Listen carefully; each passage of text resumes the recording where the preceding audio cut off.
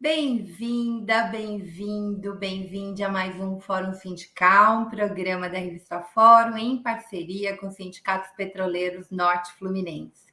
Hoje a gente vai ter três pautas, né, bem interessantes. Nós vamos começar com o diretor responsável pela educação básica, pela alfabetização. Ele já está aqui nos bastidores. Tati, bota o Alexandro Santos na tela. Olá, muito obrigada por ter mexido na sua agenda e ter vindo falar com a gente. Alexandre, o seu áudio está fechado, pode abrir. Boa noite, Maria Flor. Muito obrigado pelo convite. É um prazer estar aqui com você. Ai, a gente que fica feliz, porque nós passamos por tanta coisa, né, Alexandro? E aí, assim, em primeiro lugar, que bom, né, ter uma diretoria de políticas e diretrizes da educação básica funcionando, né? Porque eu vou começar por aí. Deixa eu só ver se o Guilherme já chegou, o Guilherme Fonseca, que vai fazer o programa junto comigo. Tá aí o Guilherme, Tati? Quando ele chegar, bota ele na tela, tá? Se ele ainda não chegou. Tá bom. Eu queria que você fizesse um balanço, porque as pessoas não têm dimensão do que é o Lula. Eu até pedi para o Guilherme separar um videozinho da fala do Lula, um trechinho pequeno, do dia do lançamento da política criança alfabetizada. Porque as pessoas não têm noção do estrago que foi feito. Eu me lembro, Alexandre, que lá para 2015 a gente estava em torno de 7,5% do PIB investindo na educação, né? O Plano Nacional de Educação previa 10% e a gente estava chegando nisso. Os anos Lula e o governo Dilma foi num crescendo de investimento, saiu de menos de 4% e chegou quase, eu acho que quase a 8%, se eu não estou enganada. E daí a gente vê o estrago danado do golpe, né? A forma completamente desastrosa e criminosa que foi durante a pandemia com as crianças. Eu queria que primeiro que você fizesse um balanço nisso, para as pessoas entenderem por que é importante essa nova política. E aí a gente fala da política. Bom, Maria Flor, eu acho que é importante a gente situar isso num ambiente que é de fragilização da nossa democracia, que começou lá em 2016, né, quando a gente teve um golpe parlamentar que gerou uma série de problemas no desenho e na implementação das políticas sociais no Brasil, porque instalou uma desconfiança sobre a democracia, instalou problemas no relacionamento entre o governo federal e os governos estaduais e municipais, e na área de educação isso teve um impacto muito, muito forte. Sobretudo nos últimos 4 anos, em que, além dessa fragilização do processo da nossa democracia, a gente também teve o Ministério da Educação ocupado por lideranças que não tinham um conhecimento aprofundado da área, que não tinham uma visão de política educacional emancipadora, que não tinham compromissos históricos com esse campo da educação no Brasil. Então, nós assistimos uma fragilidade técnica aqui no Ministério da Educação, mas também assistimos um processo de esvaziamento, né, da capacidade do próprio Ministério realizar as políticas e usos da estrutura do Ministério da Educação para outros fins que não aqueles dedicados a garantir a qualidade social da educação. Isso tudo gerou uma inércia, né, no esforço que o Ministério da Educação tem que fazer para melhorar os indicadores, a qualidade, a experiência educativa das nossas crianças, adolescentes, jovens, adultos e idosos nas nossas escolas. Porque o Ministério da Educação ele é o espaço de assistência técnica e financeira para todas as redes municipais e estaduais que atendem a educação básica. O MEC mesmo tem pouquíssima matrícula de educação básica. Nós temos os colégios de aplicação das universidades federais e nós temos os institutos federais. Isso é muito pouco, é 0,8% da matrícula. Todo o restante está nos municípios e nos estados. Então, qual é o papel do MEC? O papel do MEC é prestar assistência técnica e financeira para os municípios e os estados e coordenar a formulação da política nacional de educação. O que aconteceu nos últimos 4 anos? Essa coordenação da política nacional de educação não foi feita, né? Os estados e municípios tiveram que lidar sozinhos com as suas questões, inclusive com a pandemia na educação, e a proposição de políticas nacionais de educação também aconteceu de maneira muito frágil. Então, a gente costuma dizer que parte do Ministério da Educação sofreu um apagão que impediu avanços na educação brasileira e que impôs alguns retrocessos. Eu só quero sublinhar por que eu estou falando parte do Ministério da Educação? Porque desde que eu cheguei aqui, no começo do ano, eu identifiquei um conjunto de servidores técnicos do Ministério da Educação, de carreira, que fizeram um processo de resistência aqui dentro do Ministério da Educação e que protegeram algumas coisas do desmonte. Então, eu não gosto de dizer que foi um apagão geral, né? Tinha gente aqui no Ministério da Educação lutando, brigando para manter o legado da educação brasileira de pé e para assegurar algumas coisas. Servidores que foram, inclusive, Maria Fro, perseguidos por determinadas lideranças por estarem cumprindo esse papel de proteger políticas educacionais, proteger processos que estavam em andamento de um desmonte ainda maior. Então, acho que a gente tem esse panorama. É um tempo de bastante desorganização técnica, um tempo de bastante contaminação ideológica no Ministério de Educação e um apagão de boa parte das estruturas, que só não foi pior porque nós tínhamos servidores de carreira aqui dedicados, cuidadosos, resistindo a esses processos. E pesquisadores, né? Porque durante a pandemia a gente ouviu muito aqui a Socorro Nunes, que coordenou uma pesquisa nacional, tinha mais de 27 universidades, mais de 100 pesquisadores espalhados pelo Brasil, e é impressionante o esforço que foi feito para tentar dados. Essa é uma das coisas que a gente vai conversar aqui, né? Porque sequer o MEC tinha, no período do Bolsonaro e da pandemia, dados para saber como é que depois da pandemia, né, a gente, que criança tinha ou não tinha acesso à rede,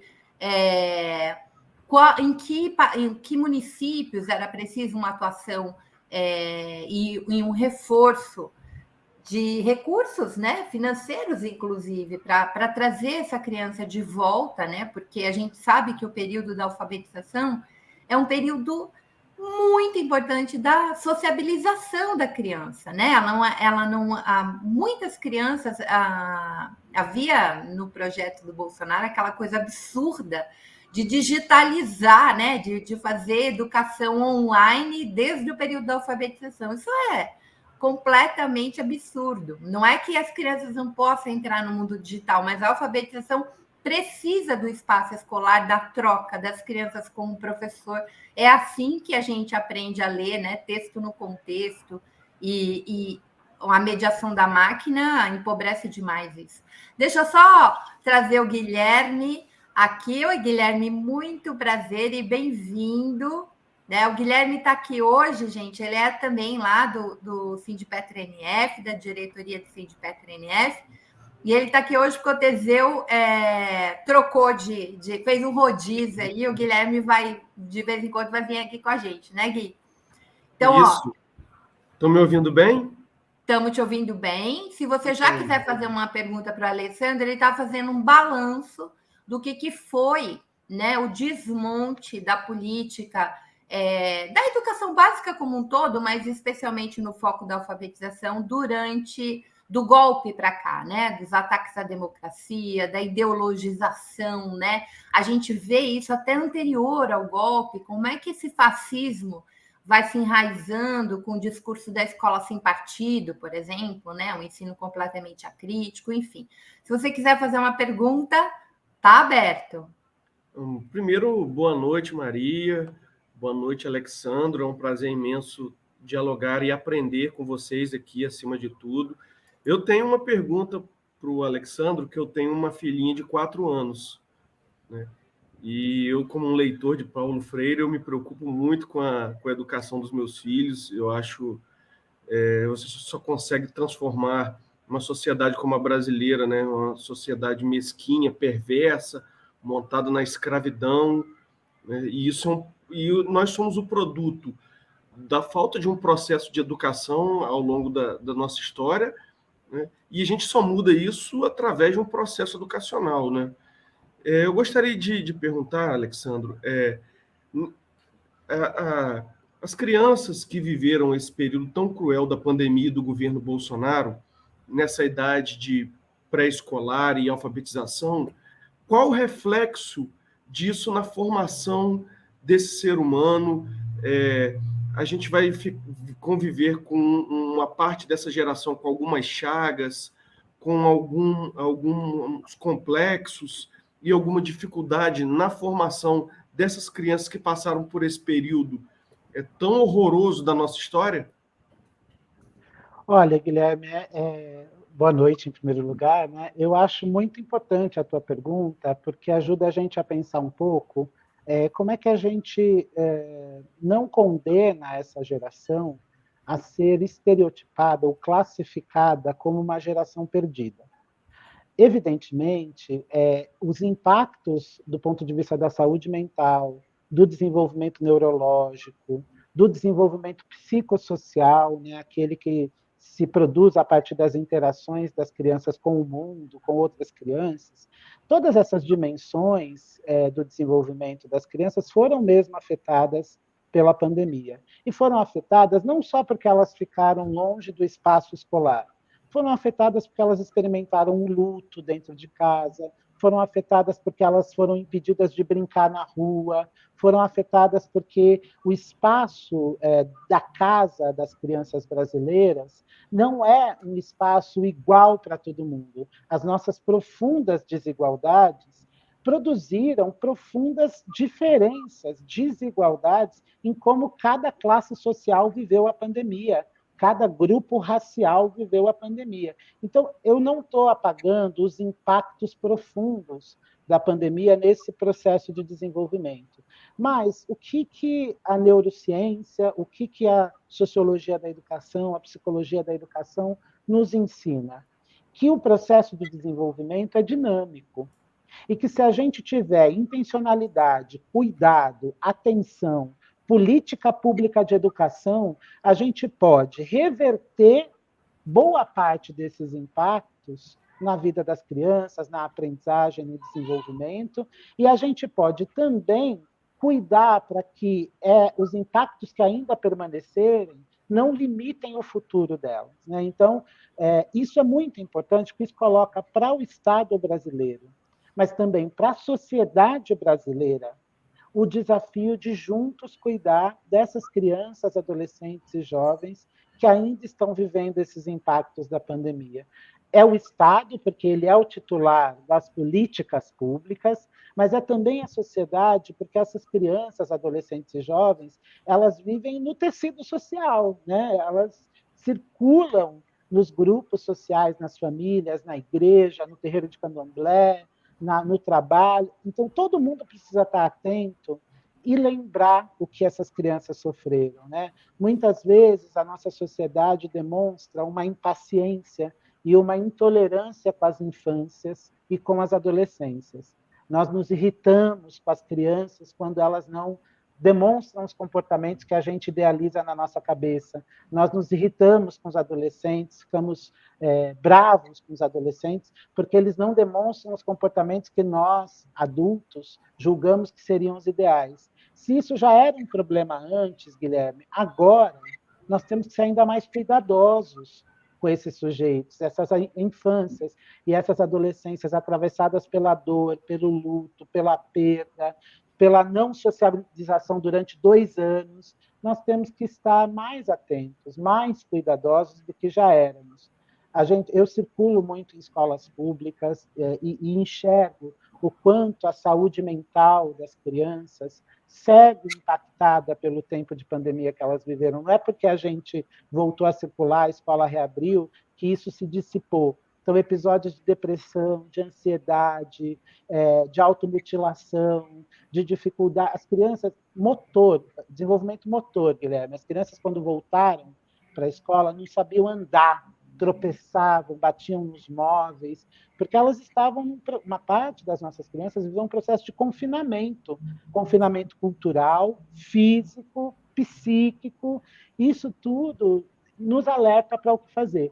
E o que me assusta, Guilherme, é que nós, quando assumimos o Ministério da Educação, nós não enxergamos aqui nenhuma política nacional de cuidado com essas crianças a partir da pandemia, nem de recomposição das aprendizagens, nem de apoio psicossocial às crianças, adolescentes e jovens.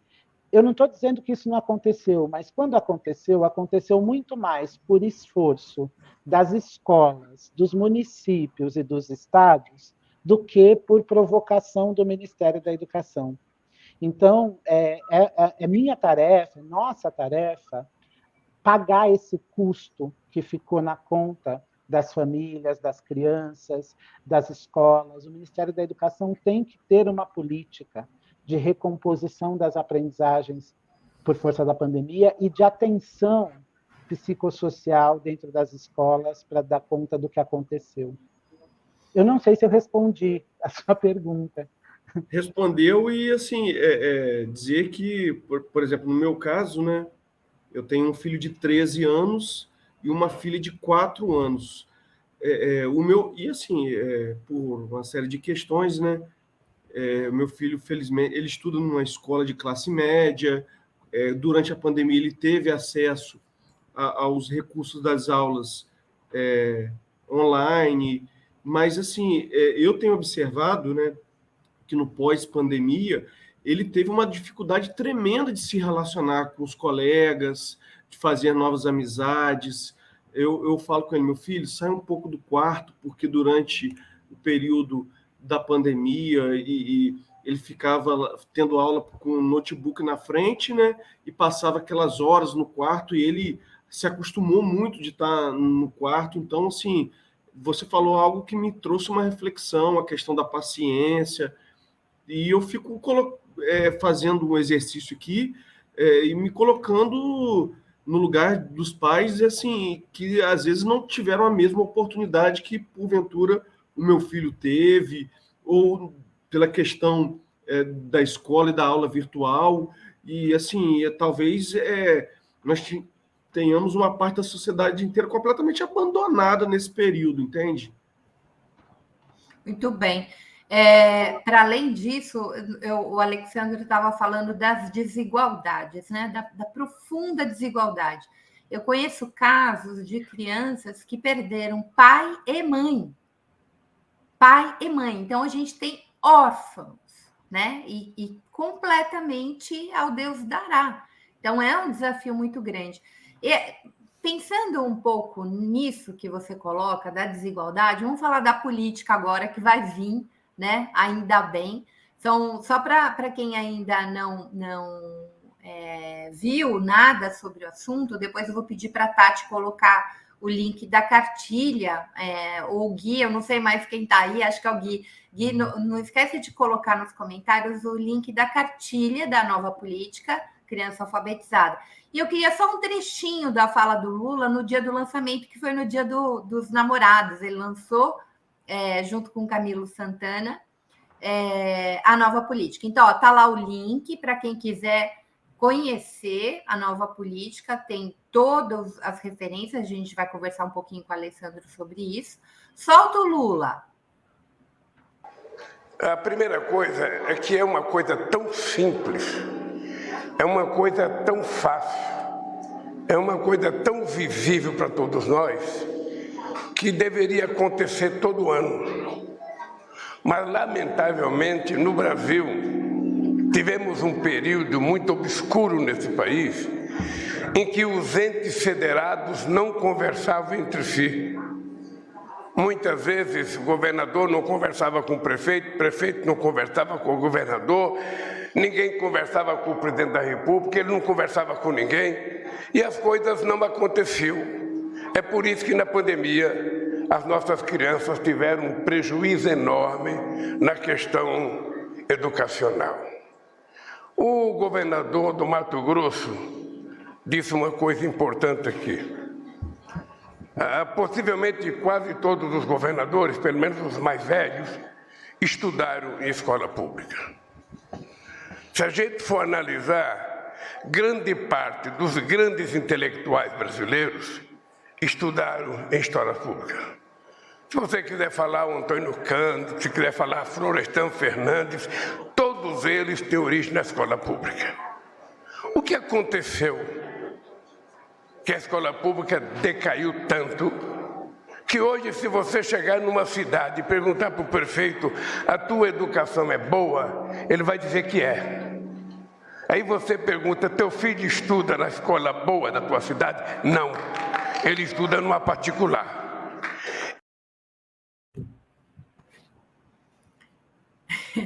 O Lula é impressionante, né? A forma como ele coloca o problema, que a gente poderia falar a mesma coisa, assim, a saúde do seu município é boa, você trata no SUS, né? É uma forma da gente exigir que, de fato, né,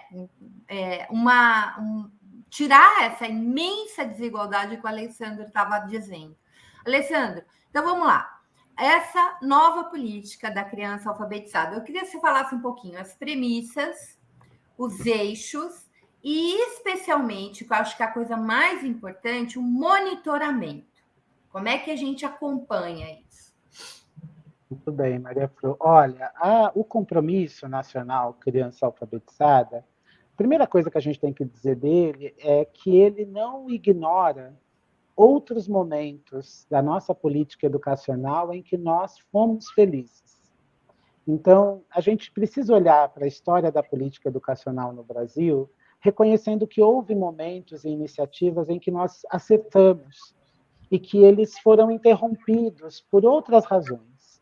Então, não é começar do zero, é lembrar a história das boas políticas e atualizar frente às exigências do presente.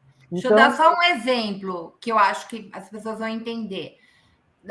Durante os governos Lula e Dilma, o ensino fundamental, que é obrigatório, né, e dever do Estado, o Estado precisa financiar, as crianças passam a ser obrigatório a entrada aos 6 anos, porque a gente tinha um nível de desigualdade aí nesse processo de alfabetização bastante grande, porque creche, gente, e educação infantil não né? Não tinha recurso, nem todas as crianças passavam pelo processo de educação infantil. Ao tornar obrigatória a entrada das crianças e o financiamento, portanto, do Estado aos 6 anos, você tira um nível de desigualdade que era bastante grande entre as crianças do ensino público e privado, por exemplo. Uhum. Então, e uma das duas políticas muito importantes dos governos Lula e Dilma no campo da alfabetização foram o proletramento e o PNAE, o Pacto Nacional pela Alfabetização na Idade Certa, que foi implementado a partir de 2012 e que foi interrompido quando, em 2016, o Michel Temer assumiu a presidência da República. Então, nós estamos nos inspirando em propostas anteriores em que a gente tinha acertado e estamos evoluindo alguns pontos dessas propostas para garantir essa nova política. O primeiro princípio é que nós reconhecemos e estamos convocando, exigindo que os estados e municípios sejam protagonistas das políticas de alfabetização. O modelo anterior, que nós revogamos, tinha desfeito isso, porque o modelo anterior tinha, por exemplo, Maria Flor, a ideia de que o MEC ia dizer qual método de alfabetização cada escola e cada professor tinha que usar. O MEC, aqui de Brasília, do gabinete, decidindo o método que cada professor ia usar em sala de aula para alfabetizar as crianças. Quer dizer, isso é um desrespeito. E um vovô via a uva, né? Um retrocesso danado em tudo que se tem sobre pesquisa de letramento e alfabetização. E autoritarismo, né? É um desrespeito à autonomia pedagógica dos professores, um desrespeito ao projeto político pedagógico de cada escola, um desrespeito à história que cada rede tem de formação de professores. Enfim, é o MEC atropelando assim todo mundo, né? Num país que é federativo. Nós não somos um país, nós somos federação, né? Então, o primeiro princípio é estados e municípios. O MEC reconhece e convoca vocês a assumirem o protagonismo das políticas de alfabetização nos seus territórios. E, para isso, o MEC vai fornecer assistência técnica e financeira. Nós vamos dar dinheiro para os municípios e para os estados realizarem suas políticas de alfabetização e nós vamos estabelecer as diretrizes técnicas, que é diferente de eu definir o método. O que eu vou dizer para os estados e para os municípios é quais são as regras que uma boa política de alfabetização tem que cumprir. E cada estado e município, a partir da sua realidade, das características do seu território, vão definir qual é o caminho que eles vão seguir para dar conta daquelas características. Porque alfabetizar uma criança em Manicoré, no interior da Amazônia, é diferente de alfabetizar uma criança em Pirituba, na periferia de São Paulo, ou em Copacabana, no Rio de Janeiro. Então, as políticas elas têm que estar enraizadas no território, elas têm que ter a cara do território, elas têm que responder às necessidades do território. Então, o MEC vai dar dinheiro para as redes fazerem formação de professores com dinheiro do MEC. Com dinheiro do Ministério da Educação, as redes fazerem formação de professores, de coordenadores pedagógicos, de diretores de escola, de técnicos das secretarias. O MEC também vai dar dinheiro para as redes colocarem à disposição de cada criança material complementar específico para a alfabetização. O material que o MEC vai decidir? Não. O material que fizer sentido para aquele território e ele quiser implementar naquela rede, com dinheiro do MEC, com dinheiro do Ministério da Educação. Além da formação e do material que as crianças poderão usar, o MEC também vai disponibilizar dinheiro para infraestrutura física. Maria Fru, Guilherme, nós ainda temos 3.000 escolas no Brasil sem energia elétrica. Sim. Sem energia elétrica. Nós temos quase 10.000 escolas com graves problemas de saneamento e banheiro. Então, precisa de dinheiro para infraestrutura física, para reforma, para garantia da melhoria do ambiente de aprendizagem. Ninguém aprende bem numa escola caindo aos pedaços. Então, tem dinheiro para infraestrutura no compromisso. Alessandro, na pandemia não tinha escola que não tinha água. Não tinha água, exatamente. Os professores muitas vezes resistiam ao retorno, não só o problema do contágio, mas porque a mínima higiene não dava para ser feita. Exatamente. A gente ouviu vários professores aqui que denunciavam isso. Exatamente. E eu acho importante a gente até deixar aqui registrado, né? Porque durante o período da pandemia, a gente viu um processo de aceleração do retorno às atividades presenciais. E eu vi, assim, algum movimento de sindicatos de professores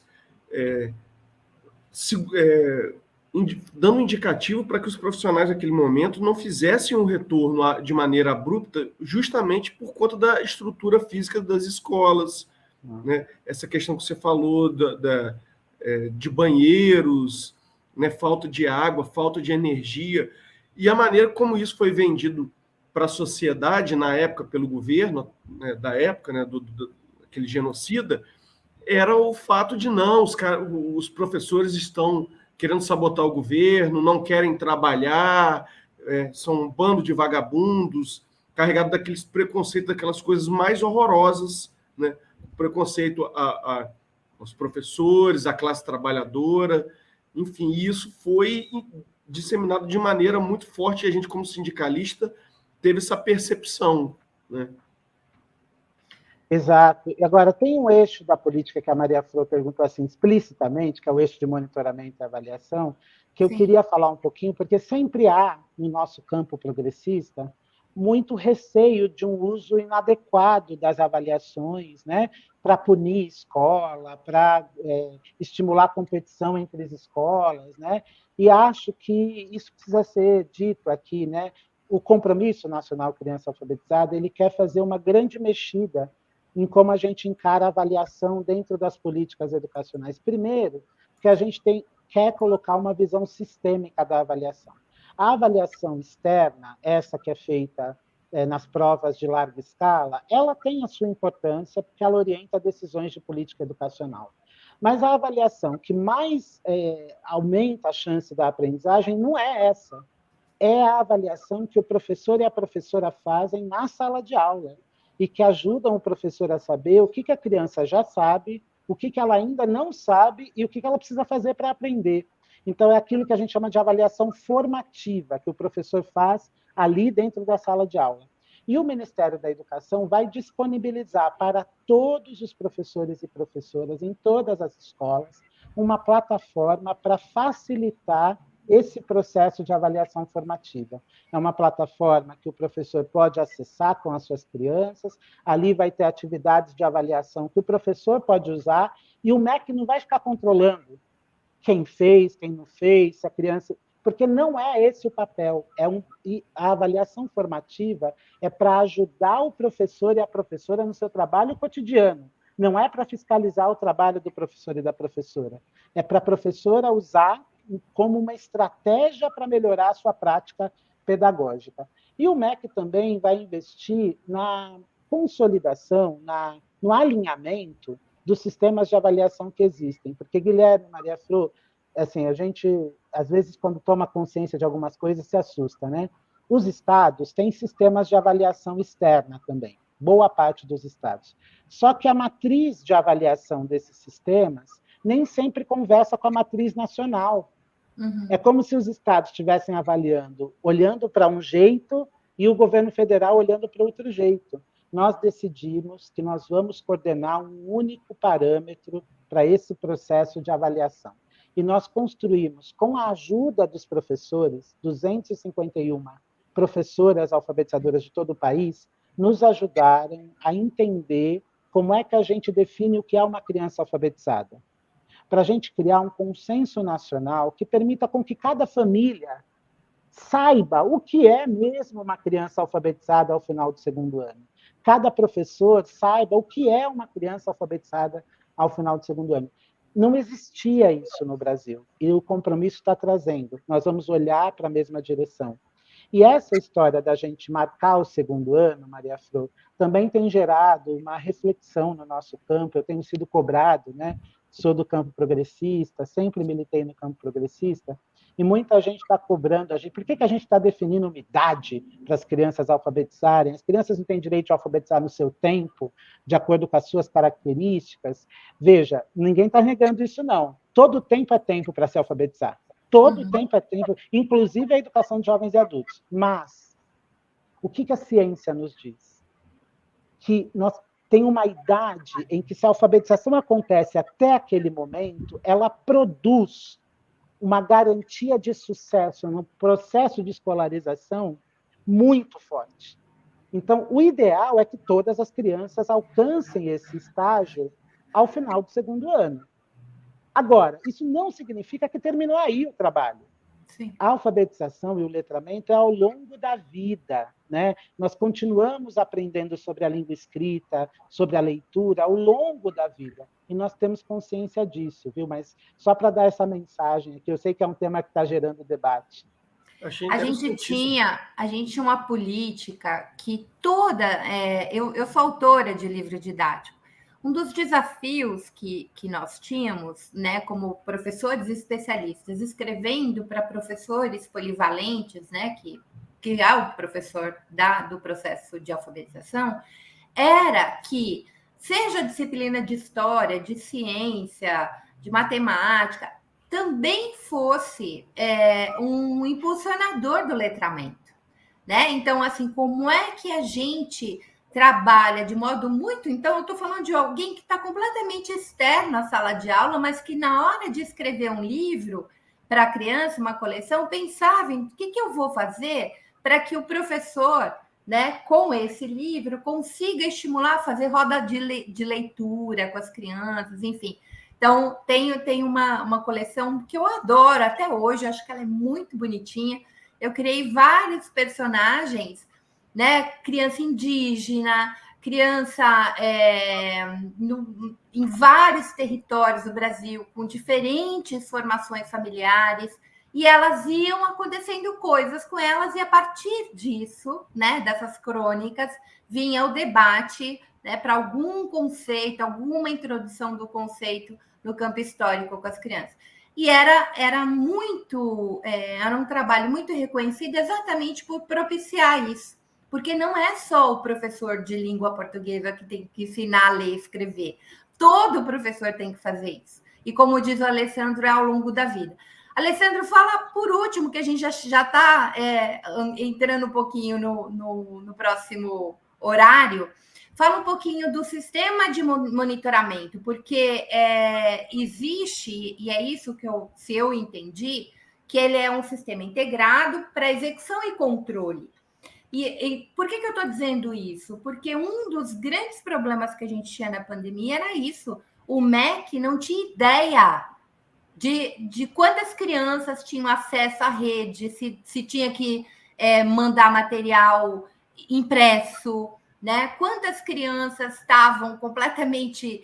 A pesquisa da Socorro Nunes, até hoje, eu acho que é profundamente valiosa nesse sentido, porque a gente via que as crianças mantiveram ao menos o vínculo com a escola, porque a professora insistia, gente. A sala de aula era o grupo de WhatsApp. Ela insistia em mandar um desenhinho. Eu vi várias professoras no Instagram fazendo coisas lindas com as crianças, assim, tipo, a corrida do ovo em casa, faziam videozinhos. Então, assim, é por causa dos nossos professores que a gente não chegou num estado muito pior. Porque, né, se tem quando vai falar de educação, se joga uma responsabilidade tão imensa no professor, e foram essas professoras, a imensa maioria delas negras, a imensa maioria, porque é o formato, né? A gente tem hoje, no processo de licenciatura de pedagogia, mais de 70% é formado em universidades privadas. Essas professoras, com os recursos que tinham, elas mantiveram as crianças ao menos um respiro, um vínculo com a escola.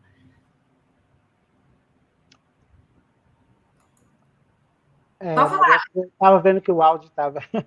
Maria, eu acho que é muito importante você toca, e eu vou contar uma coisa que talvez as pessoas não saibam.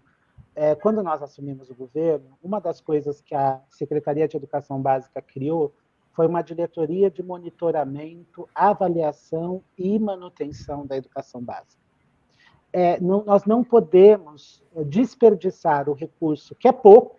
A educação brasileira tem pouco recurso, apesar de quererem nos fazer enxergar diferente disso, mas nós não podemos gastar o pouco recurso que temos sem ancorar as nossas decisões em dados, em evidências concretas do que está acontecendo nas escolas do país.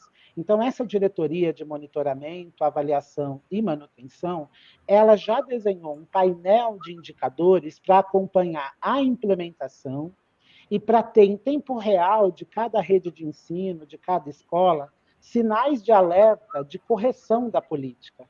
Porque não é porque a gente desenhou a política que a gente tem certeza de que tudo vai acontecer como a gente desenhou. A realidade é dinâmica, os problemas aparecem, e se a gente não estiver monitorando muito de perto, a gente pode perder a política. Então, isso é um princípio. Agora, esse princípio é um princípio que olha para a avaliação, de novo, não como punição, mas como oportunidade de melhorar a política, como oportunidade de fazer mais e de fazer melhor. E eu queria chamar todo mundo para participar do debate de construção do nosso próximo PNE, porque a gente está numa fase assim, muito crítica da educação brasileira. Se a gente tomar boas decisões, a gente pode dar um salto muito grande. Primeira questão, o SAEB, que é o que gerou o IDEB, ele foi pensado para terminar em 2022. Nós passamos um ciclo histórico com o SAEB. E nós temos a chance agora de desenhar um novo sistema de avaliação da educação básica. O SAEB tem pontos muito positivos, mas tem coisas que o SAEB não cuidou. Por exemplo, de colocar dentro do indicador, Maria Fru, o peso da desigualdade social na aprendizagem. Porque educar as crianças num contexto de pobreza e vulnerabilidade é mais difícil do que educar as crianças num contexto de classe média alta. Então, eu não posso comparar resultados de uma escola que está incrustada numa comunidade empobrecida com os mesmos resultados de uma escola que está localizada numa comunidade de pessoas de classe média ou média alta. E o nosso SAEB não está calibrado para entender essas desigualdades. Eu não posso achar... O Brasil é um país estruturalmente racista. Uma escola que tem 70% de crianças negras não tem o mesmo comportamento de desempenho do que uma escola que tem 70% de crianças brancas. Por culpa das crianças, de jeito nenhum, por culpa do racismo estrutural. Só que se a avaliação não leva em conta isso, ela culpa a criança, o professor, a escola pelo desempenho que não está de acordo com a expectativa.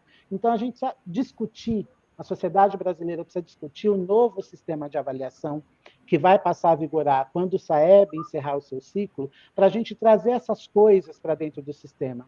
Para a gente lembrar que o Brasil é um país desigual, estruturalmente desigual. Mas o Brasil também é o país que elegeu um presidente que escolheu a dedo quem ia subir a rampa com ele no dia 1º de janeiro.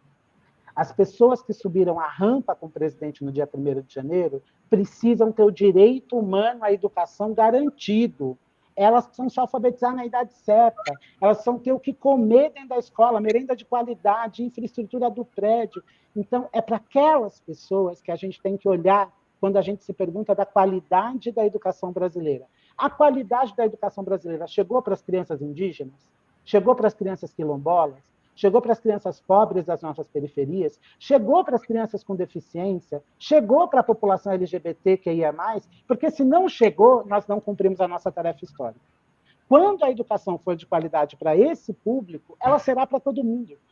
Então, nós precisamos juntos assim, ter um olhar muito radical para não tolerar mais essas desigualdades educacionais, não aceitar mais o cenário de coisas que, historicamente, a gente vem aceitando.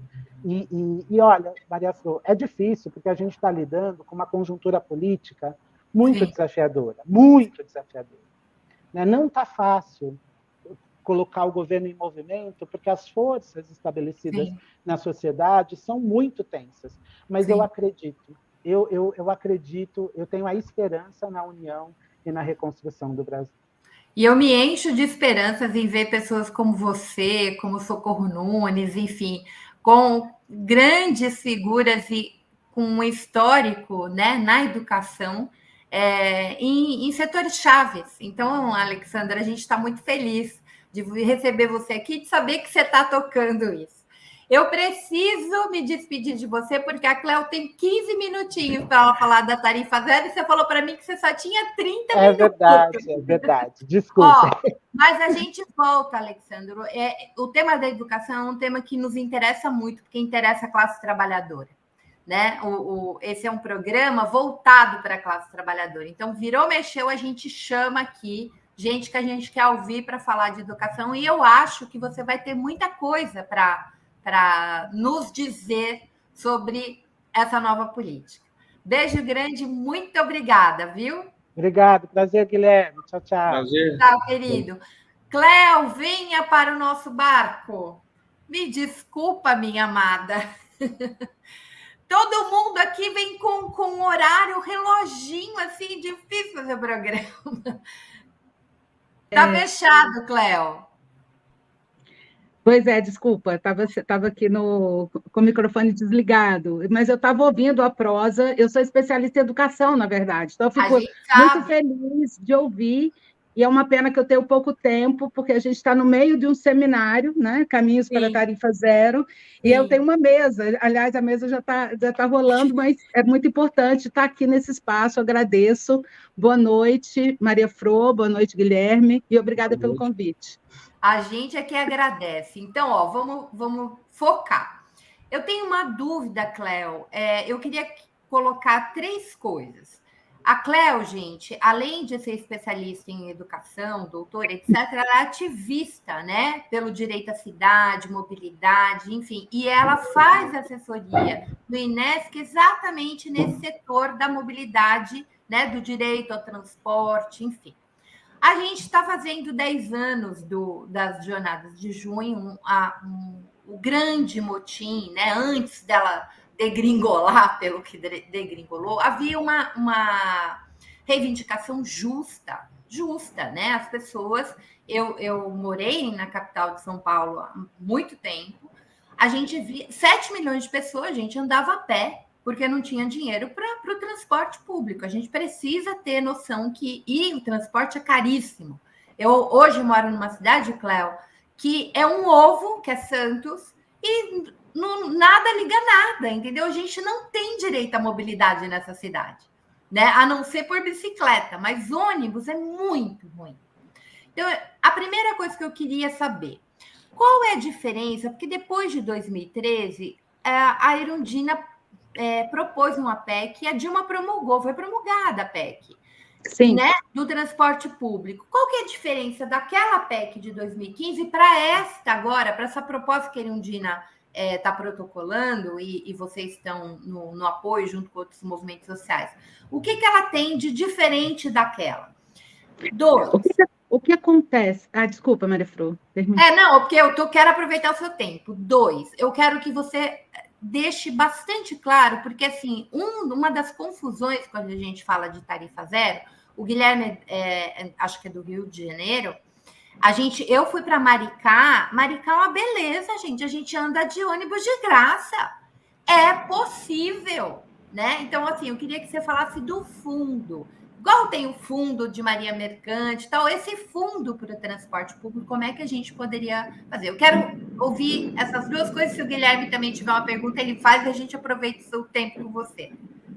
Pois é, a Prefeitura de Maricá, inclusive, a empresa de transporte público de Maricá está com a gente no encontro. Aliás, esse é o 3º encontro, eles estão desde o 1º, é um exemplo, né? Tudo bem que Maricá recebe royalties do petróleo, é uma prefeitura que tem recursos, mas é uma coisa que a gente sempre fala, tem várias outras prefeituras que também recebem royalties e não têm a mesma política. Então, é necessário, além de recursos, vontade política, e que a gente espera que esse governo que a gente batalhou tanto para ver eleito, para tirar o governo genocida do lugar onde estava, apoia essa batalha que vem não só de 2013. Na verdade, os movimentos por transporte, eles estão nas ruas desde sempre, porque transporte é uma das formas de desigualdade mais cruéis que a gente tem, porque é o direito de ir e vir, é o direito de acessar a cidade, que acessa outros direitos, como a educação, por exemplo, que o Alexandre estava falando aqui para a gente. Né? E o transporte hoje, para as famílias de baixa renda, ele significa quase que mais do que alimentação. Então, essa história que você estava falando, que muitas pessoas não tinham acesso ao transporte, tinham que usar o modal, andar a pé, né, como forma compulsória, é realidade em muitas cidades brasileiras. E a gente tem até um gráfico que mostra que ao decorrer ao longo dos anos, quanto mais a tarifa aumentava, mais diminuía o número de usuários do transporte. E não é porque migravam para os carros, para o Uber, para o táxi. Não, iam andar a pé ou de bicicleta compulsoriamente, mesmo em distâncias que é impossível fazer dessa forma. Ou muitas vezes a gente sabe que existem pessoas que moram parcialmente nas ruas, tem casa, mas elas não têm condições de ir para sua casa todos os dias, então elas moram na rua durante a semana para acessar o trabalho e vão para suas casas nos finais de semana. Então, a realidade é muito cruel e o transporte ele tem um peso enorme na renda dessas famílias. E qual é a diferença, então, a sua pergunta, qual a diferença entre a PEC, que virou emenda constitucional, que foi sancionada pela então presidenta Dilma, e hoje a PEC que a gente está propondo? A diferença é que assim, essa PEC ela inscreveu lá no artigo 6º da Constituição o transporte como um direito social. assim como a educação, a saúde e todos os direitos que a gente tem, que já foram regulamentados depois da Constituição de 88. Mas o que acontece? Se você escrever isso lá na Constituição e não ter uma regulamentação desse direito, ele fica só no plano das ideias, ele não se concretiza na prática para as pessoas, para a vida das pessoas. Então, essa nova PEC, que é a PEC 25 de 2023, que também foi de autor, assim, quem puxou a PEC foi a deputada Luísa Erundina, junto com a deputada Érica Cocai também.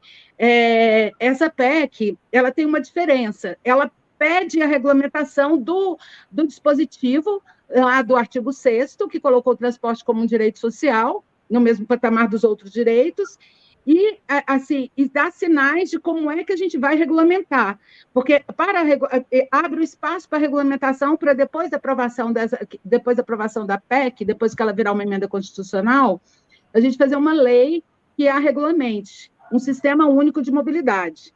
Estávamos até debatendo no seminário, junto com uma representante do Conselho Nacional de Saúde e do Conselho Nacional de Assistência Social, sobre como foi o processo de construção e consolidação do SUS e do SUAS, assim, especialmente do ponto de vista da luta dos movimentos sociais, porque quando isso virou lei, né, quando isso virou emenda, entrou na Constituição, foi regulamentado, já tinha muita gente na rua há muitos anos batalhando por uma saúde de qualidade ou por um serviço ou por uma assistência social, uma política de assistência social que de fato fosse autonomizasse as pessoas, né?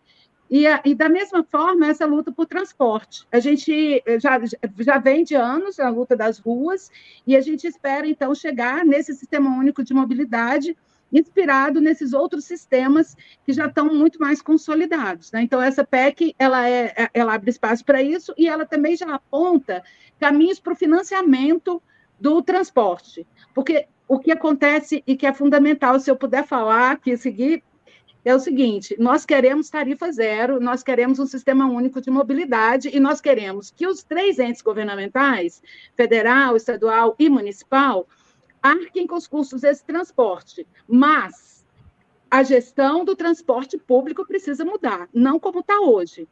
Precisa ser como Maricá, por exemplo, que é uma empresa pública que cuida, não é um serviço lucrativo. Isso é um direito que tem que ser oferecido com muita qualidade para as pessoas, principalmente para as pessoas que, de fato, utilizam o transporte público, né, que são as pessoas de baixa renda, as pessoas mais empobrecidas, as pessoas negras, especialmente as mulheres, que são as que mais transitam dentro do transporte público, que tem um serviço de qualidade oferecido sem que o dinheiro público escoe para as mãos das empresas. Sim. Como acontece hoje aqui em Brasília, por exemplo, que pagou-se o ano passado 1 bilhão e 400 milhões de subsídio, e isso não significou uma vírgula de redução da tarifa, uma vírgula de melhora do transporte, porque não é só Santos que vai de um lugar para lugar nenhum, não. Aqui em Brasília também tem distâncias enormes que poderia favorecer transporte sobre trilhos, e continua nas mãos dos mesmos empresários há anos, lucrando,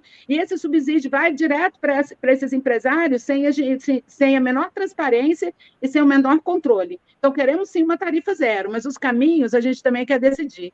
E os caminhos são públicos e não lucrativos, e que atenda às necessidades da população. É isso.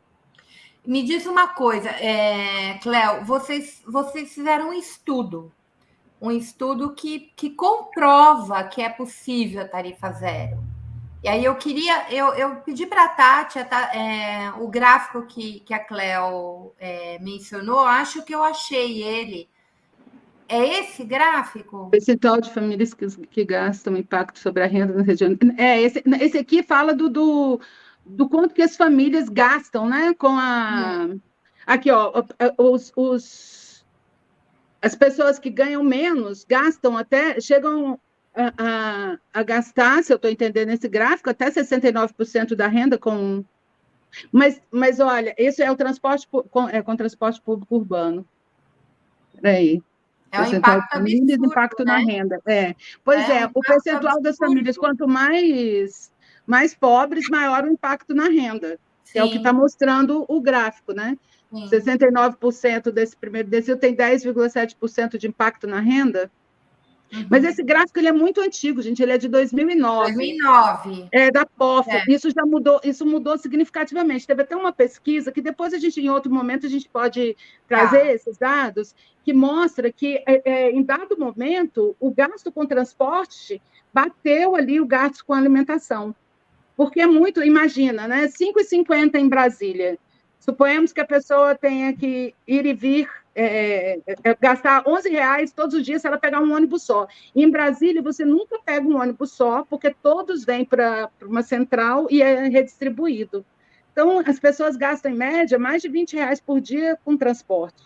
Não tem nem bilhete único. E a gente sabe que a maior parte da população economicamente ativa não é com carteira assinada e não ganha vale transporte, são as pessoas precarizadas, né? Os chamados empreendedores individuais, né? Que é uma ironia isso. Essas pessoas não têm vale transporte. Então, o transporte para elas pesa demais na renda, né? Cléo, eu estou falando para caramba, Guilherme, porque eu estou desesperada assim, com o tempo dela, mas você quer fazer uma pergunta? Ela tem mais 5 minutinhos. Eu tenho uma pergunta, né? Assim, como a questão latifundiária brasileira e da acumulação de terras, né? E também da questão da moradia urbana, né? A gente tem essas questões na base na minha visão, é claro, da desigualdade brasileira, né? E a gente tem movimentos sociais bem fortes que fazem essa luta, como o MST, o MTST. A minha pergunta será que chegou a hora da luta pelo transporte público de qualidade não ser absorvida por um grande movimento social que englobe essas pessoas e esses grupos sociais que, às vezes, de maneira pontuais nas suas cidades, fazem essa luta? Tamanha a importância desse tema no combate à desigualdade no país?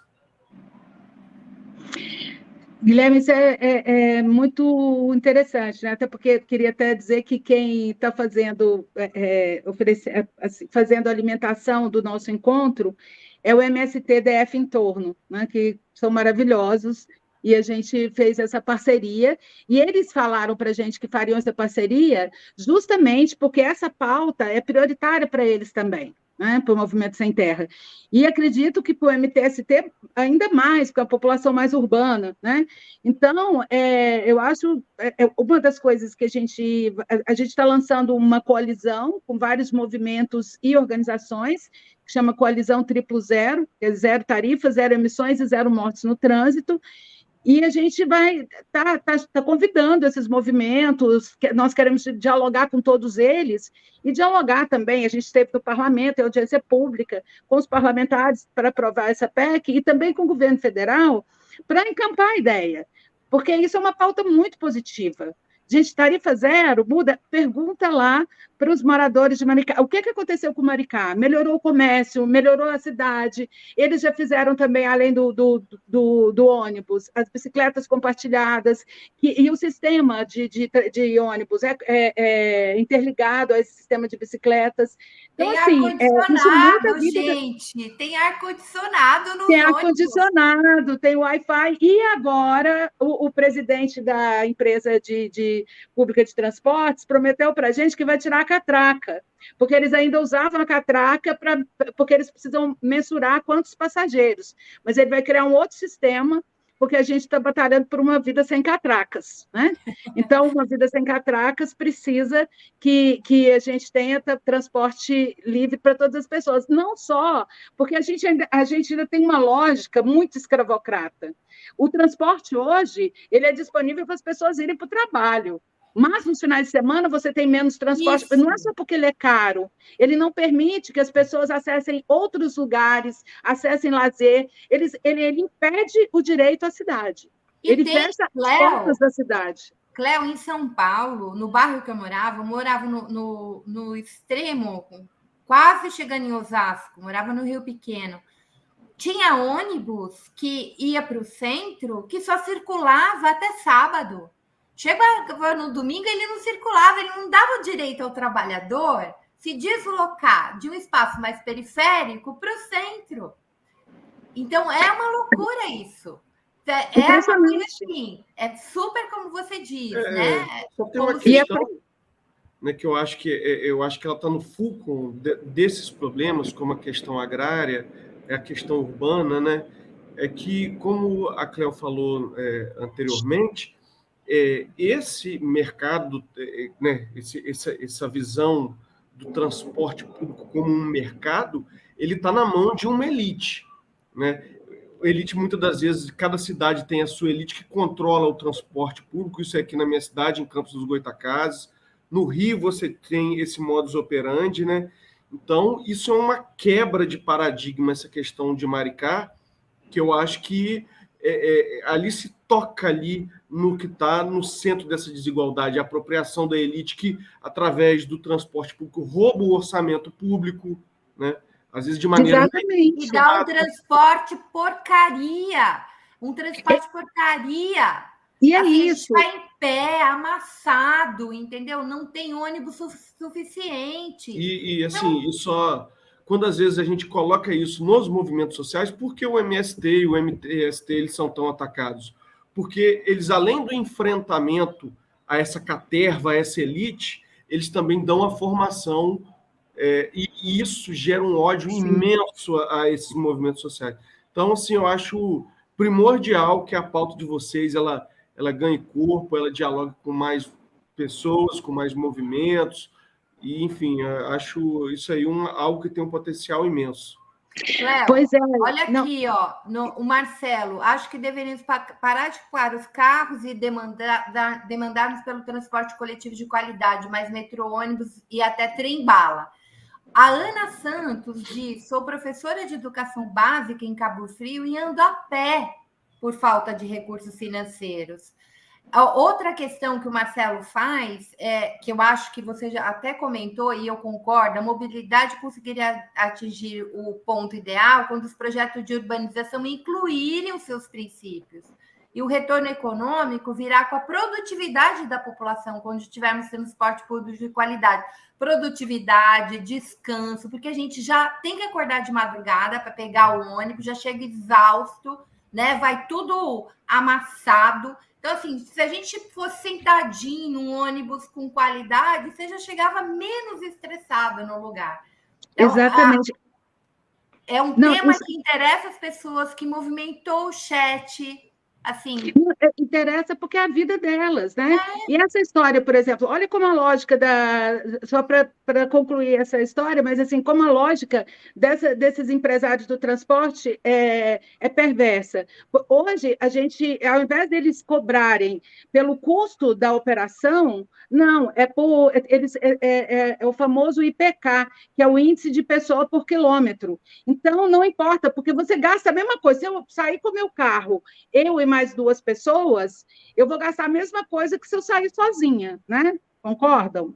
Assim, no carro, se eu colocar 2 pessoas, eu vou gastar o mesmo que se sair só eu. Então, o ônibus, o custo da viagem, né, do deslocamento, é o mesmo se tiver todas as pessoas sentadas ou se tiver ultralotado. Só que se tiver ultralotado, como eles recebem por pessoa, e não por quilômetro rodado, ou pelo trabalho, ou pelo custo da operação, eles têm muito lucro com o ônibus superlotado. Então, é por isso que eles não têm o menor interesse de aumentar o número de ônibus. E tem isso mesmo, nos lugares de mais alta renda, você às vezes tem um ônibus que vem da periferia de manhã, e um outro que só vai passar à tarde, e só nos dias que tiver que levar os trabalhadores para esses lugares.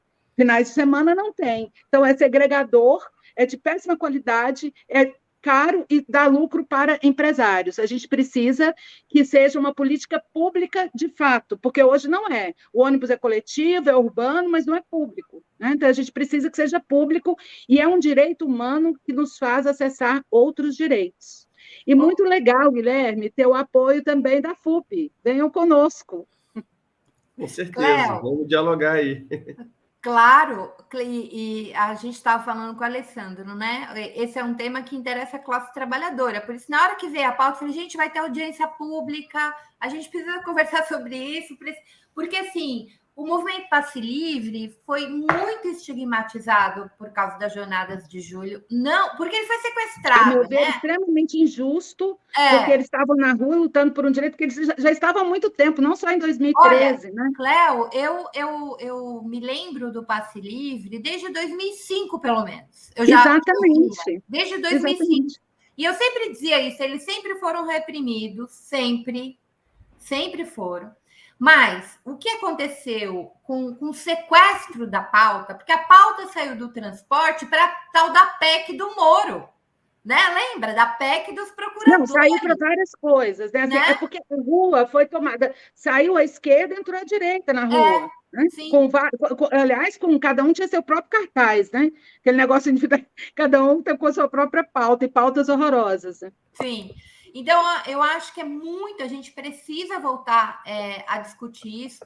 Gente aqui falando que em Florianópolis a passagem custa R$7, minha gente. R$7. Florianópolis é outro ovo, que é uma ilhota, é um ovo igual Santos. Como é que pode custar 7 conto uma passagem? Né? A Ana diz que o transporte público em Brasília é uma vergonha, no Rio Grande do Norte, Campinas, Natal, enfim, está todo mundo reclamando. É uma pauta nacional. Cléo, para terminar e a gente ir para a próxima pauta, vocês estão com audiência pública, aí tem um seminário. Qual o que vocês esperam disso? A Erundina já protocolou a emenda constitucional? Já, por isso que ela já tem o número, né? Que é 25 de 2023. A audiência, o seminário a gente começou na terça-feira, que é justamente para discutir essa conjuntura desde 2013 para cá. Né? O que aconteceu, e também porque a gente tem que disputar essa pauta, porque a direita descobriu ela, só que a direita quer mandar dinheiro para as empresas, fazer tarifa zero e pagar as empresas e o lucro das empresas. Então, a esquerda precisa se apropriar, precisa vir com essa. Entender que essa pauta é extremamente importante para a vida dos trabalhadores e das trabalhadoras, né? Para a vida da população de baixa renda, das pessoas periféricas e das pessoas que, em sua maioria, elegeram o Lula. Né? Então, assim, como estava falando aqui o Alexandro antes, as pessoas que subiram a rampa merecem a tarifa zero também, merecem educação de qualidade, merece uma tarifa zero e um transporte público de qualidade, que seja público de fato. Então, começou na terça-feira, hoje de manhã, a gente fez uma audiência pública na Comissão de Direitos Humanos e Comissão de Legislação Participativa. A gente foi para os direitos humanos propositalmente, primeiro porque a Comissão de Transportes da Câmara tem uma composição muito triste, né? Assim, a gente sabe como é que está o Congresso hoje. E segundo, que a gente achava que tinha que tratar, mesmo sendo uma pauta de transporte, tratar como um direito, como né? Um direito humano, e precisa ser considerado como tal. E, à tarde, seguiu um seminário para conversar com vários vereadores que estiveram aí, inclusive de Florianópolis, do Sul, desde Belém até Rio Grande do Sul, tem gente nesse seminário, né, de todos, tanto parlamentares quanto movimentos sociais, então, é muita gente de todo o Brasil que está aqui. E aí, a gente segue o encontro. Amanhã, nós temos uma visita a Formosa. Formosa é uma cidade aqui do entorno e que tem que implantou tarifa zero. Então, as pessoas que estão no encontro vão até Formosa para conhecer a experiência e ver como é que está funcionando essa experiência. Mais de 70 municípios já tem tarifa zero, né? Por aí. 74 municípios. Tá. Cléo, qual o seu recado final? Eu sei que você tem que sair correndo, você ainda deu mais 10 minutinhos para a gente agradece muito. E a gente quer você de volta aqui, né? Para a gente fazer essa disputa, Cléo. Como é que a gente explica para as pessoas que é possível criar um fundo? Como é que a gente controla isso? Como é que a gente determina como vai ser esse fundo? Mais tempo para você conversar sobre isso conosco. Maria Fro, agradeço muito e quero mesmo estar aqui outras vezes. Quero também agradecer ao Guilherme, convido a FUP para estar com a gente também. É muito importante, até para a gente discutir também a possibilidade da transição energética, né? Que eu sei que para vocês também é importante, que a própria Petrobras vem fazendo estudos sobre isso. E então a gente acha, o meu recado final é: presidente Lula, olha para a tarifa zero, ela é muito importante para as pessoas. Congresso Nacional, aprove a PEC 25. Tarifa zero é necessária, mas a tarifa zero que considere a política pública de fato. Muito bem. Obrigadíssima, Cléo. Bom trabalho aí. A gente vai para a nossa terceira pauta. Beijo grande. Obrigada, Maria Fro. Obrigada pelo convite. Obrigada, Guilherme. Boa noite. Boa noite. Tati, Gui, antes de chamar a nossa próxima convidada, eu queria colocar o superchat da Eliana Marta, que quase passou aqui. Ô, Eliana, que querida. Ela diz, parabéns pelo seu trabalho, Maria Flor. Ah, que linda. Obrigada, eu agradeço imensamente, a Fórum agradece. Hoje a gente está muito feliz, porque a gente chegou a 500 mil de inscritos no canal da Revista Fórum. Agora a gente vai rumar para 1 milhão, né? Porque a Fórum vem fazendo um trabalho muito diferenciado, gente. Um trabalho. Não existe nem nos canais progressistas um programa como esse aqui. Um programa que a pauta central dele é o que interessa a classe trabalhadora, é o mundo do trabalho. Não existe. Só existe na Fórum. Então, assim, valorizem isso, porque a gente merece realmente ser valorizado. A gente fala, né? Pautas que não estão por aí. E fala com propriedade, com qualidade, traz gente séria para discutir isso. Guilherme, a gente vai receber a nossa última convidada do dia, a Cecília Castro. Oi, queridona, tudo bem? O seu microfone está mudo.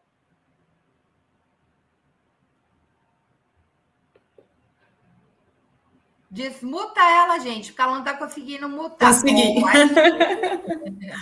Boa noite, bem, gente. Boa noite. Tudo gente, bem? A Cecília, deixa eu apresentar a Cecília, porque eu fiquei tão feliz quando eu vi o livro. Eu falei, eu quero conversar com essas meninas e entender um pouquinho, né?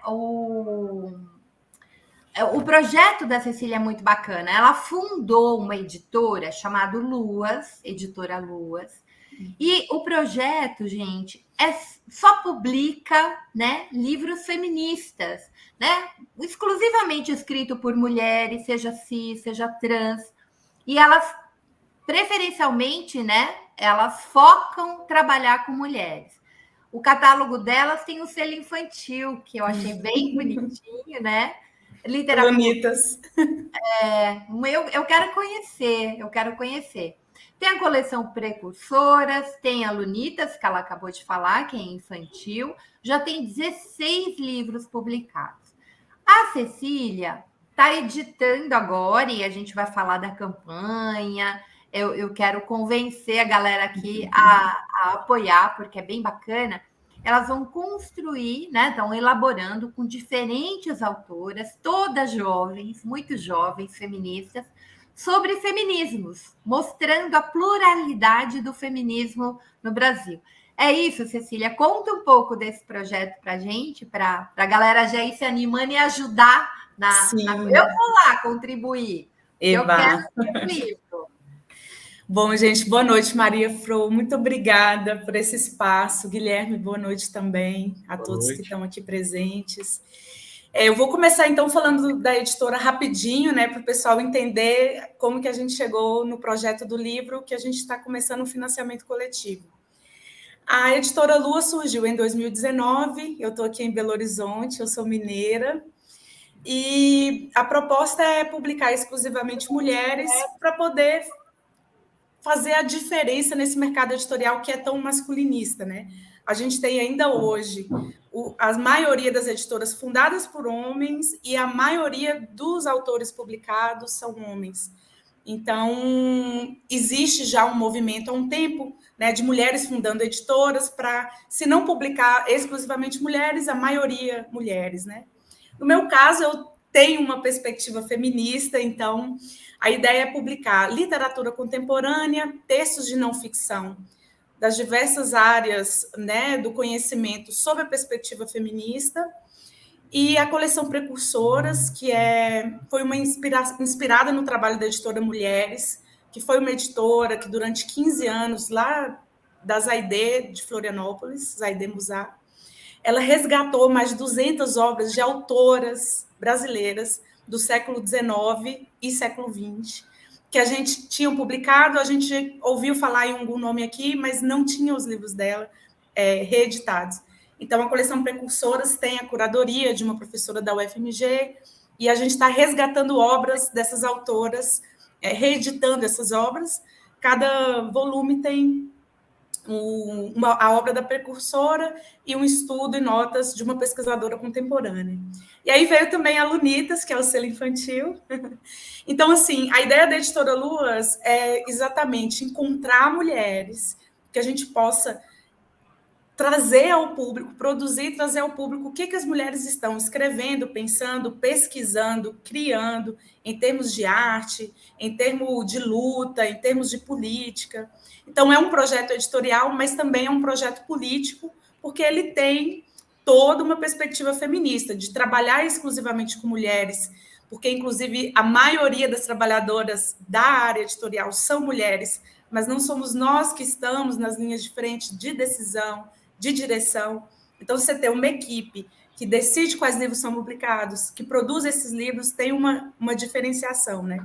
Então, a gente trouxe, por exemplo, o livro Ecofeminismo, da Maria Mise Vandana Shiva, que é uma referência mundial nos estudos ecofeministas e nunca tinha sido publicado no Brasil. Chegou a circular uma edição portuguesa aqui, mas era de Portugal, não tinha sido publicada aqui no Brasil.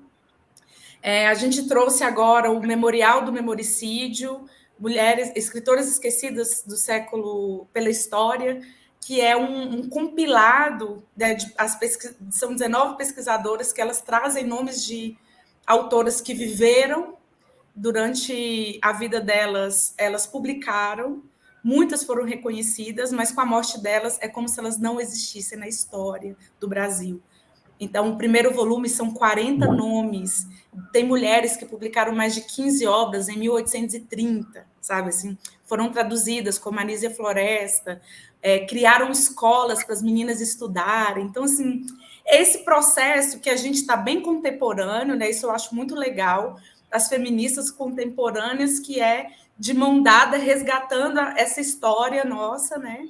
Seja através da produção literária, mas também da produção feminista, que é o caso desse novo livro. Então, eu sou bem faladeira, viu, Maria Fro? Se você quiser perguntar, você vai... E o Guilherme está assim, um silêncio sepulcral. Estou aqui como um espectador também, né? Eu sou casado com assistente social, né? E eu tenho o privilégio de aprender muito, e é um tema que, como o tema do racismo, é um tema que eu acho importantíssimo. Acho que a cultura dessa masculinidade tóxica que a gente tem na sociedade brasileira, como eu falei, acho que em algum momento aqui na live, ele passa pela... Eu tive também uma palestra muito interessante com a Márcia Tiburi, né?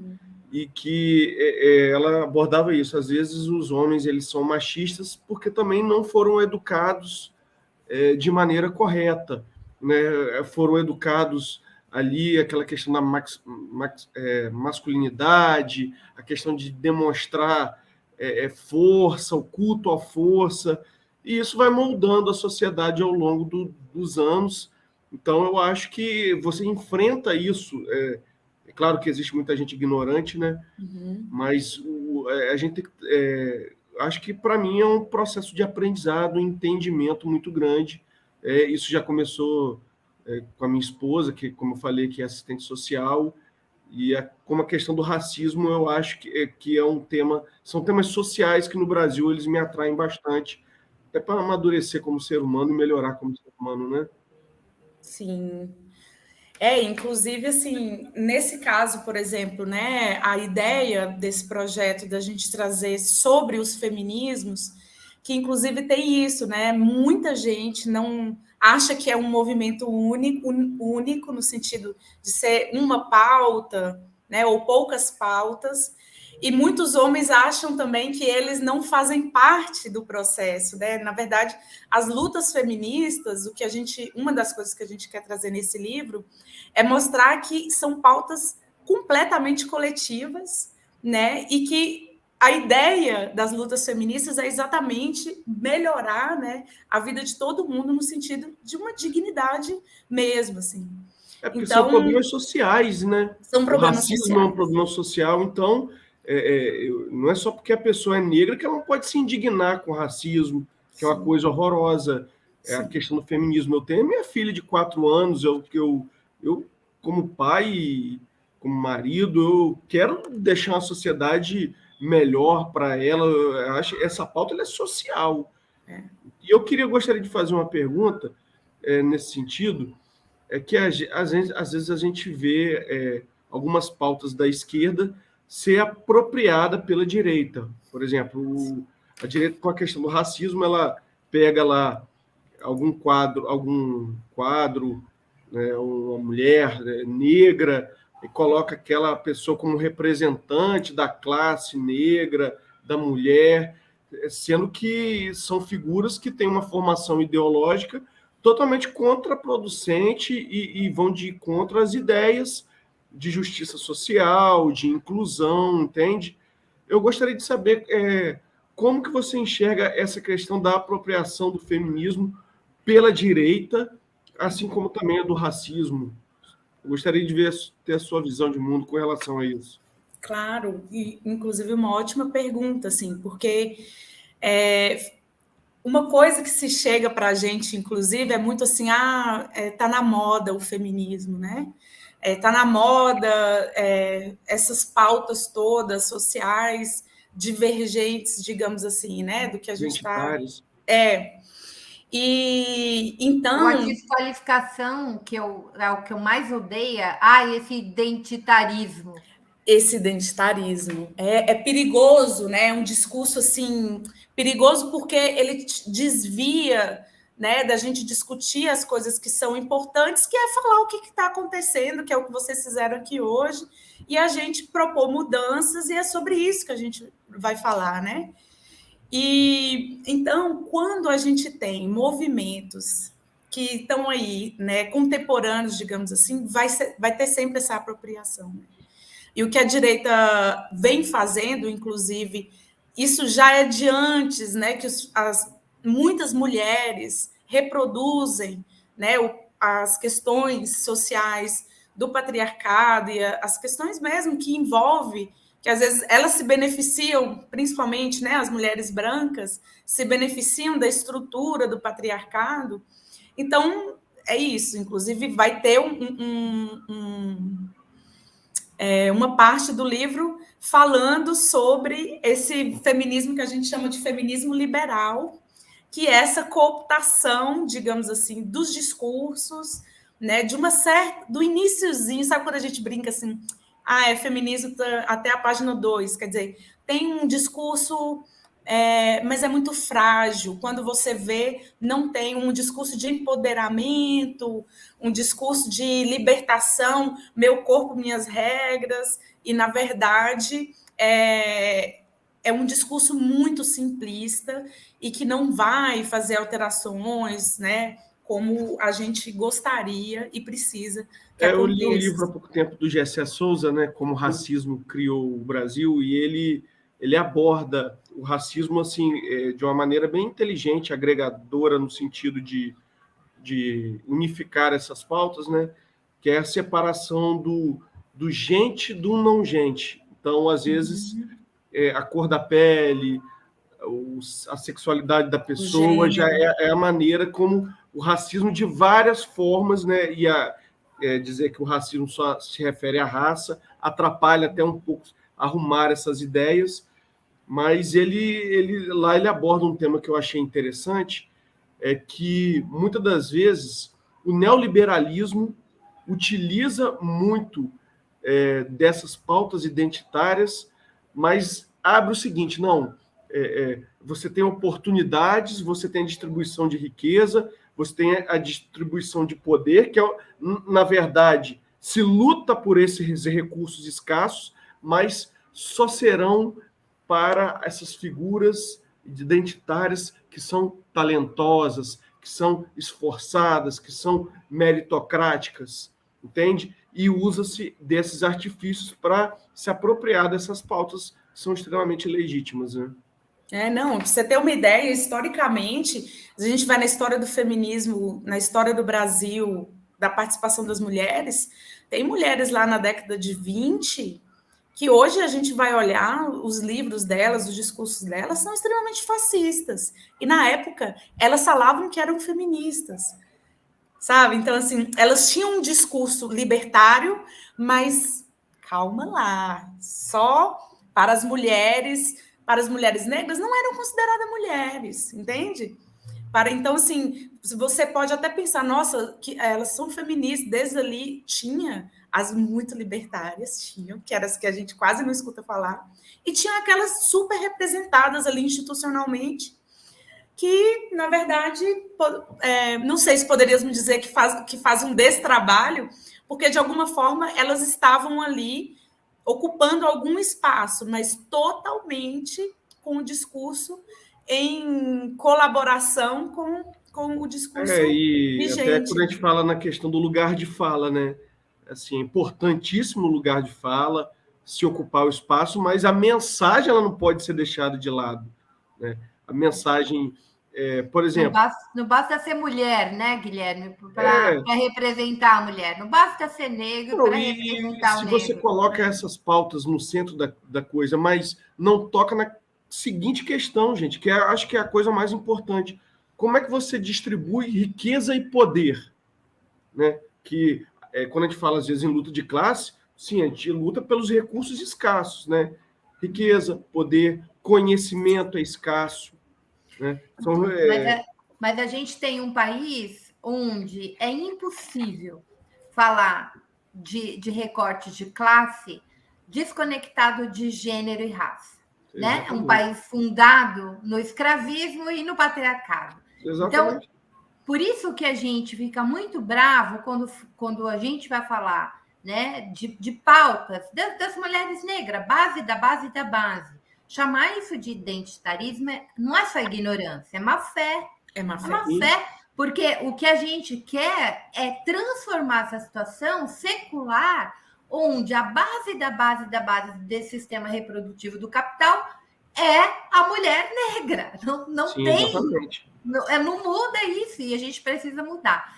Ô, Cecília, a gente está chegando no final. Eu queria que você falasse da campanha, mas eu queria mostrar para animar as pessoas que estão nos acompanhando a ajudarem na campanha, do dicionário.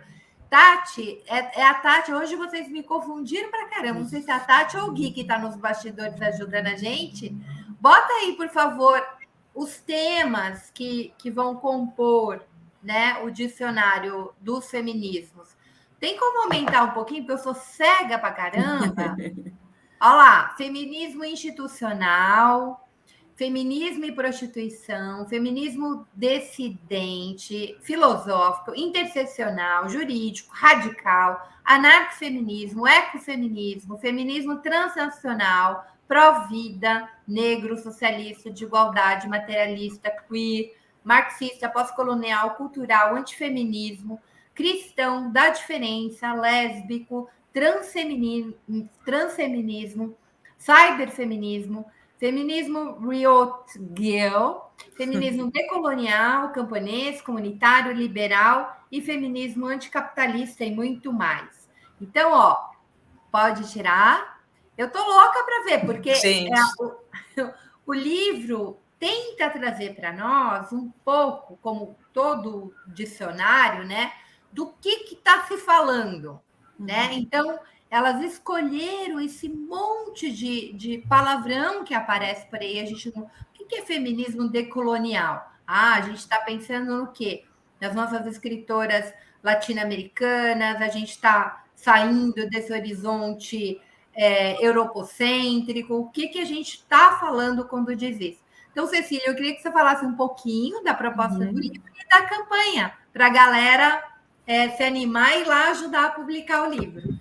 Massa. Gente, é o seguinte, a ideia desse livro foi organizado por duas sociólogas, que é a Camila Galetti e a Jéssica Mello, e a proposta delas foi convidar autoras, ativistas, feministas, intelectuais, pesquisadoras, dentro dessa área, digamos assim, que elas que dominam os estudos ou saber, né, que elas dominam, digamos assim. Então, elas escreveram para explicar de uma maneira didática, de uma maneira que tanto uma acadêmica quanto uma pessoa não acadêmica, pessoa jovem, pessoa mais velha, possa entender do que se trata as principais pautas desse feminismo, digamos assim, que o movimento das mulheres é um movimento diverso, né? Então, e que envolve classe, que envolve colonialidade, que envolve raça, que envolve uma série de questões que são prioritárias e, ao mesmo tempo, fica parecendo que estão colidindo, né? Mas, na verdade, a ideia é um livro que ele vai trazer essas discussões para que a gente pense que tem muita coisa para se fazer, né? Muitas lutas aí, muito importantes, assim. Só que aí o que acontece? A editora Luas é uma editora independente, pequena, e a gente não tem verba para poder produzir esse livro. Então, a gente quer muito que esse livro venha a público, é um livro importante, vai ser uma referência, não tem um livro, né, como esse, contemporâneo, com essas novas discussões aí trazidas. Então, a gente está fazendo uma campanha no Catarse, que é o seguinte, é como se fosse uma pré-venda. Você compra antecipadamente o livro, e a gente colocou também algumas recompensas para poder incentivar também, como funciona o financiamento coletivo.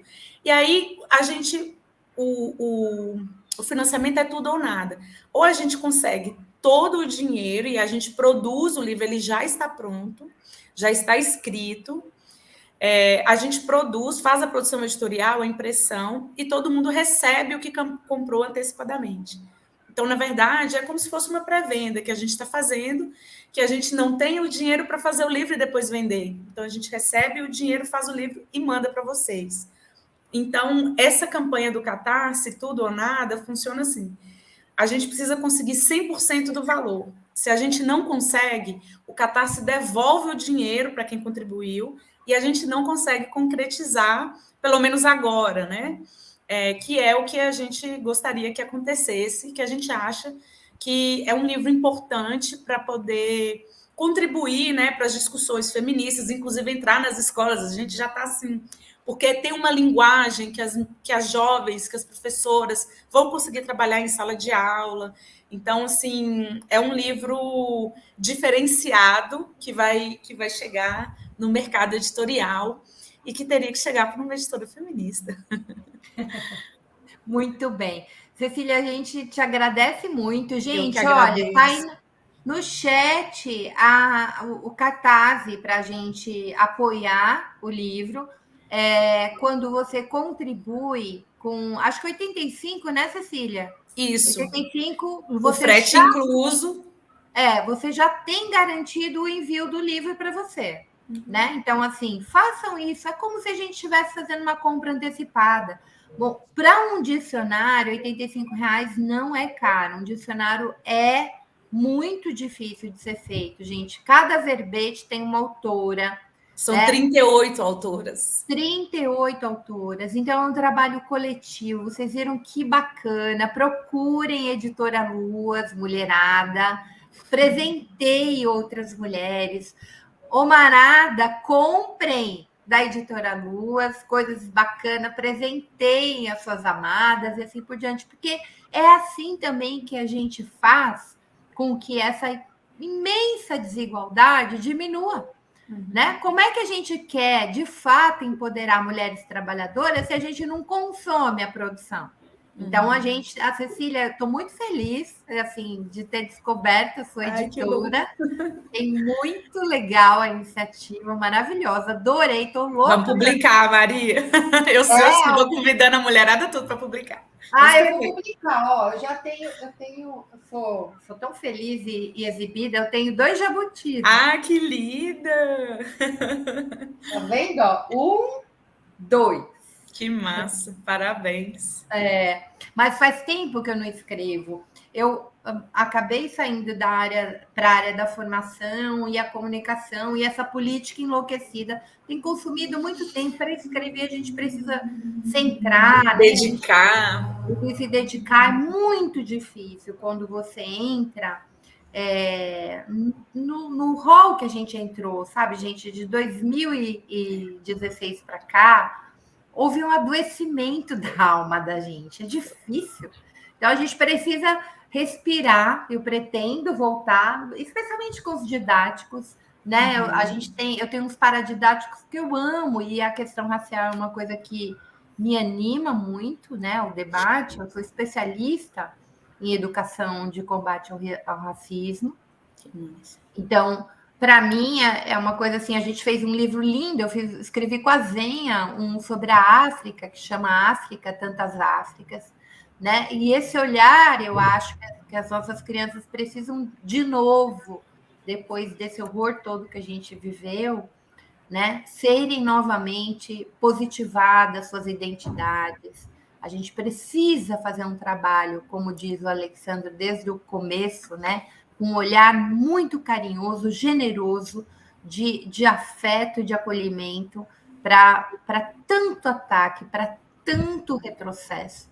Né? E eu acho que a leitura é um processo, escrever com carinho, né? Querer fazer com que, quando você escreve, você foca o leitor. Eu ficava sempre o tempo inteiro pensando na criança que ia receber aquilo, então fazer com o maior cuidado e carinho.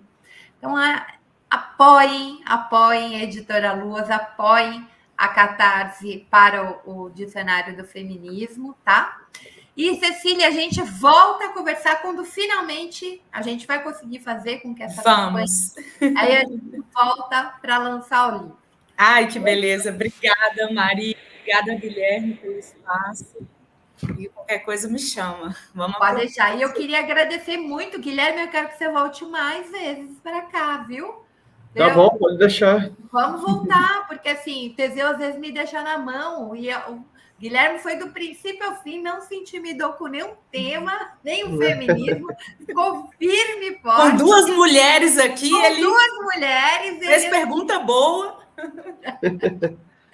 Não, pode deixar, sempre que convidar, dentro do possível, aí, adequando a agenda, a gente faz um esforço para comparecer e contribuir, com certeza. Muito bem. A gente vai terminar, gente, com a campanha que a CUT está fazendo, né? Com esses juros exorbitantes praticados por um Banco Central bolsonarista, né? Que faz com que a nossa vida fique muito, muito, muito difícil. Então, a CUT começou com uma campanha chamada Juros Baixos, Fora Campos Neto, e vai ter ato, né? Então, a gente vai terminar com esse vídeo de chamada, porque eu acho que é isso, a gente precisa começar a ir para a rua, gente. Não é possível manter uns juros desse jeito, porque não tem livro que possa ser vendido, porque as pessoas não estão conseguindo nem comer, né? Com juros desses. A gente precisa baixar esses juros. Então, Tati, vamos terminar. Gente querida que acompanhou a gente durante essas mais de 3 horas aí que vocês vieram já com o Guilherme. Muitíssimo obrigada. Até semana que vem. Cecília, Guilherme, beijo imenso. Tchau. Tchau. 3 motivos para sermos contra os juros altos do Banco Central. 1. Dívidas que só aumentam. Quem tem dívida ou pegou empréstimo tem que correr atrás, porque o bolo só aumenta, como um rolo compressor, imparável e impossível de renegociar. 2. Parcelamento assustador. Com esses juros, fazer um parcelamento custa caro. É como uma promoção às avessas, de de compre um, pague dois, porque no final, só o valor dos juros pode chegar à metade do produto comprado. 3. Desemprego. Com o povo endividado e sem coragem de comprar parcelado, as empresas fecham as portas, mandam gente embora e o país trava. É por isso e por muito mais que nesse dia 16, as centrais sindicais e os movimentos populares estão indo às ruas e iniciando uma jornada de luta contra os juros altos. Com juros assim, o Brasil para.